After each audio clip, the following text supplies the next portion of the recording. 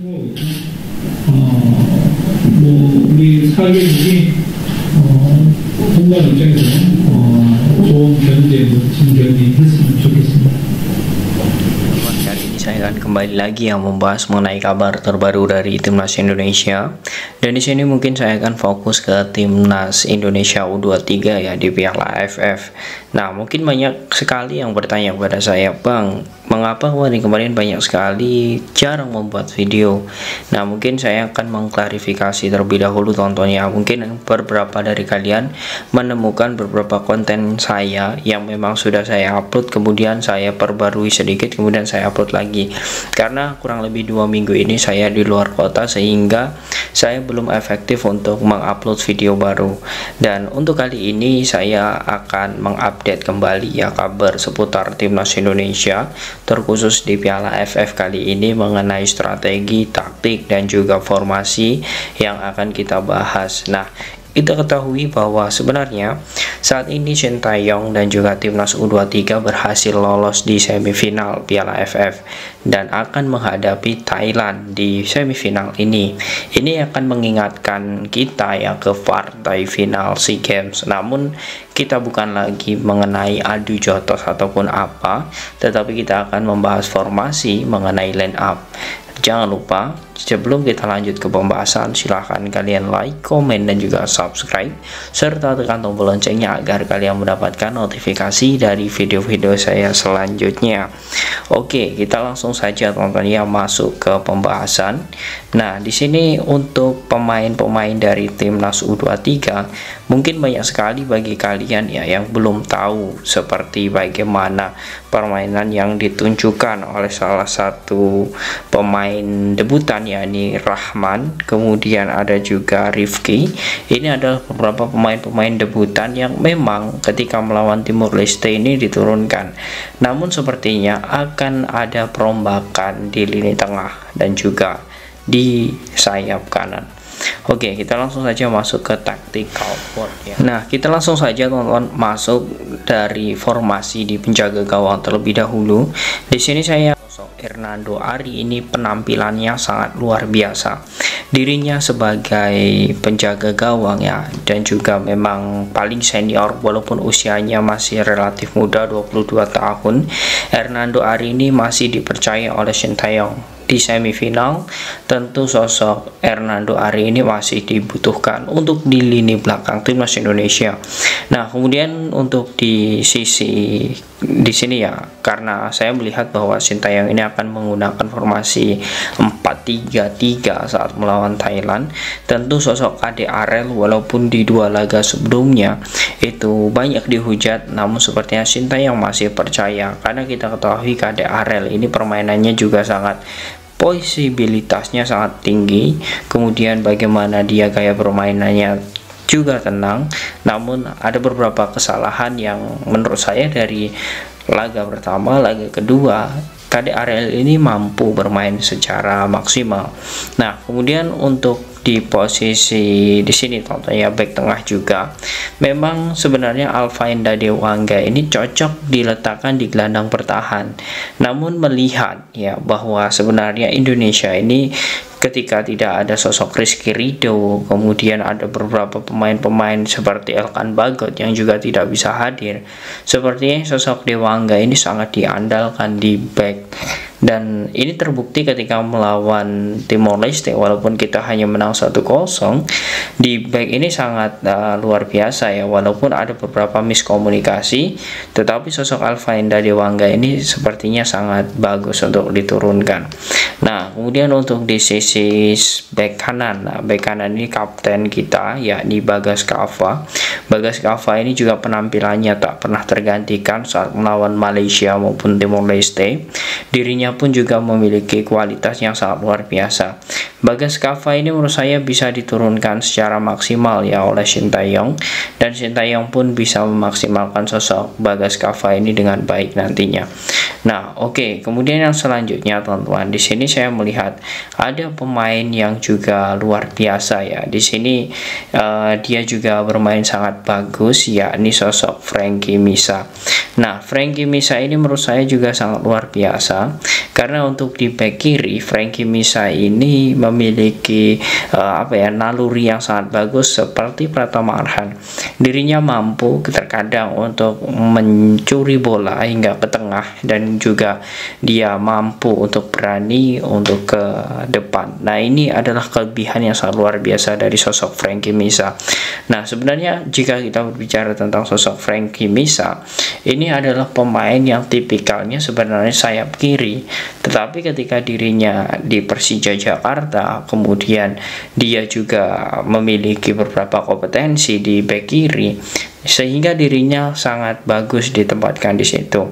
Itu akan berbeda teman-teman ya menurut saya jika sosok ya Ilham Fajar Fatur Rahman ini ada, tentu akan ada perombakan di sini. Tetapi sosok Frankie Misa ini bisa menggantikan posisi yang memang ditinggalkan oleh Pratama Arhan di timnas U23. Oke, ini untuk di bek kiri. Nah, kemudian untuk tengah ya, di sini menurut saya ada beberapa pemain yang memang sangat luar biasa. Tentu di sini ada Rifki.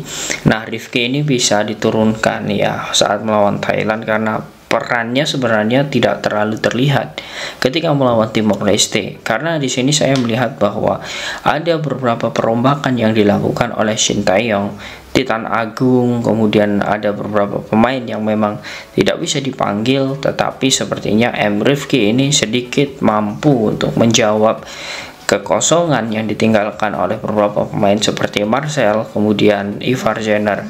Dan saat melawan Thailand, menurut saya ini akan menjadi hal yang bagus untuk M. Rifki diturunkan. Nah, kemudian untuk selanjutnya di sini ada sosok Arhan Fikri. Arhan Fikri juga menurut saya penampilannya sangat bagus, kemudian mobile, tetapi terkadang juga dirinya ada beberapa poin seperti kesalahan dalam mengumpan, kemudian terlambat dalam memberikan bola. Ini adalah kesalahan-kesalahan yang dilakukan Arhan Fikri. Tetapi kita harus sadar bahwa sebenarnya di Piala AFF ini kita menurunkan tim lapis kedua, dan pemain-pemain yang lain itu belum bisa memiliki karakter seperti apa yang dimau oleh Sintayong. Dan Arhan Fikri ini teman-teman ya memang menjadi pemain yang memang juga tidak tergantikan, walaupun terkadang dia juga digantikan di babak kedua. Namun untuk melawan Thailand ini menurut saya Arhan Fikri akan tetap menjadi pilihan utama. Oke, kemudian di sini untuk di tengah juga ya, sebenarnya ini juga bisa menjadi gelandang serang. Namun sepertinya sosok Beckham Putra ini akan diletakkan lebih ke kiri, kemudian dia akan ditopang oleh Frankie Misa nantinya.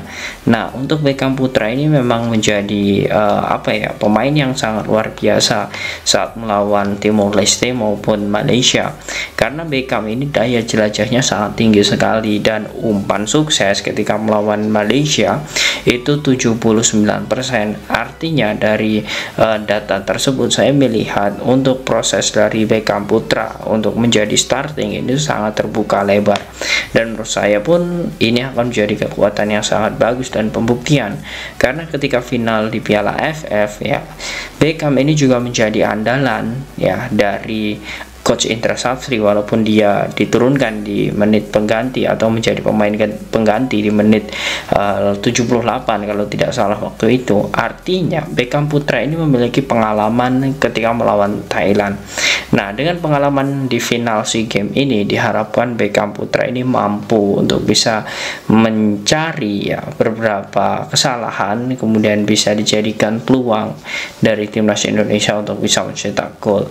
Nah, tentu ini akan menjadi hal sangat luar biasa, karena saya melihat tipikal Beckham ini adalah pemain yang selalu mencari kesalahan lawan, kemudian dia manfaatkan dengan mengoper baik itu terupas maupun tidak, ataupun bola-bola pendek. dia bisa melakukan semua itu. Dan artinya Beckham Putra ini juga memiliki daya jelajah yang sangat tinggi. Bisa seperti ini di gelandang bertahan, kemudian Rifki ke kiri, ataupun juga bisa di sini teman-teman, ataupun bisa di sini. Nah, artinya di sini kita bisa melihat bahwa sebenarnya Beckham Putra ini memiliki kualitas yang sangat luar biasa. Oke, kemudian yang selanjutnya, untuk di sisi kiri, tentu kita melihat ya, sayap ini akan menjadi pilihan yang sangat bagus menurut saya untuk menurunkan Kelly Schroyer. Nah, mengapa saya memilih Kelly Schroyer? Karena di pertandingan ya saat melawan Timor Leste dan juga Malaysia, dia permainannya juga sangat mobile.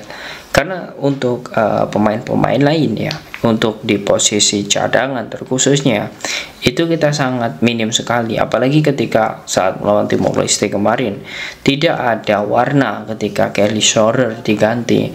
Artinya untuk melawan Thailand ini, Kelly Schroyer ini bisa menjadi opsi untuk bisa menjadi starting. Nah, kemudian untuk selanjutnya di sini ada nama. Nah, di sini ada nama Irfan Jauhari. Sempat diragukan tampil saat melawan Timor Leste karena saat melawan Malaysia dirinya cedera. Ini memang menjadi PR bagi Sintayong di lini depan timnas Indonesia. Ya, walaupun ada beberapa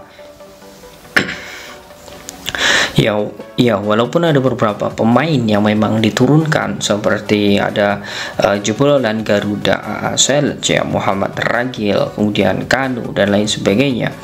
Ini memang belum bisa menjawab. Artinya semifinal ini tidak main-main. Dan Irfan Jauhari ini memiliki jam terbang yang sangat tinggi, baik itu bersama timnas maupun di level klub. Ini menjadi hal sangat luar biasa sebenarnya. Dan jika memang nantinya sosok Irfan Jauhari ini bisa sembuh, dan saya melihat dari bocoran orang dalam dari PSSI dan juga pelatih timnas Indonesia bahwa Irfan Jauhari kemungkinan bisa diturunkan. Ya, walaupun kita berharap di starter, namun jika tidak ya diharapkan Irfan bisa main di babak kedua. Nah, kemudian untuk yang selanjutnya, di sini ada sosok Ramadan Sananta. Ramadan Sananta ini memang penampilannya juga sangat luar biasa ketika membela PSM. Kemudian dia pindah ke Persis Solo. Kemudian di SEA Games dia juga berhasil menjadi top skor. Kemudian dirinya juga sebenarnya memiliki kompetensi yang sangat luar biasa ketika di Piala AFF kali ini, karena dia memang menjadi acuan atau harapan Sintayong yang sangat luar biasa untuk bisa memberikan contoh kepada pemain-pemain lain. Ya, walaupun di pertandingan terakhir saat melawan Timor Leste kita hanya menang 1-0 dan di situ banyak sekali kesalahan ataupun kekurangan dari lini depan timnas Indonesia. Namun sepertinya belum ada pemain yang mumpuni ya di Piala AFF ini untuk menggantikan Ramadan Sananta. Walaupun saat ini mencetak 2 gol, Ramadan Sananta tetap akan menjadi pilihan Sintayong melawan Thailand di partai semifinal ini. Nah, ditambah lagi kita ketahui bahwa sebenarnya Ramadan Sananta ini juga sudah lalu lalang sekali melawan Thailand. Ini bisa menjadi kekuatan bagi timnas Indonesia. Nah, oke, kurang lebih untuk skema atau line up Indonesia ini seperti ini. Ya, tak terlepas dari ada beberapa pemain seperti Robby Darwish ya, dan juga beberapa pemain lainnya, Muhammad Ferrari dan lain sebagainya. Ini menurut saya akan menjadi warna. Namun kita harus fokus bahwa sebenarnya timnas Indonesia saat ini hanya lapis kedua. Bahkan kita bisa katakan di Piala AFF ini adalah lapis ketiga. Jadi dengan formasi yang ada seperti ini ya, dan formasi yang sudah saya jelaskan ini menurut saya adalah formasi yang sangat efektif untuk diturunkan oleh Sintayong nanti. Ya, kita doakan saja di hari Kamis nanti ya Indonesia mampu untuk bisa mengalahkan Thailand dan juga bisa melaju ke final. Itu harapan kita. Namun jika memang tidak bisa, ya kita jangan berkecil hati. Ini adalah Piala AFF dan Sintayong pun juga mengatakan dia tanpa target. Dia ingin mengupayakan apa yang sudah direkomendasikan dirinya, kemudian dibantu oleh PSSI. Namun ada beberapa kendala dalam pemanggilan pemain dan akhirnya terkumpullah beberapa pemain ini. Ini akan menjadi pengalaman tersendiri bagi pemain untuk selalu berupaya tampil terbaik ketika membela negara. Nah, bagaimana menurut kalian teman-teman dengan skema ataupun formasi seperti ini saat melawan Thailand? Apakah kalian yakin nantinya timnas mampu untuk memenangkan laga? Silahkan kalian tulis di kolom komentar.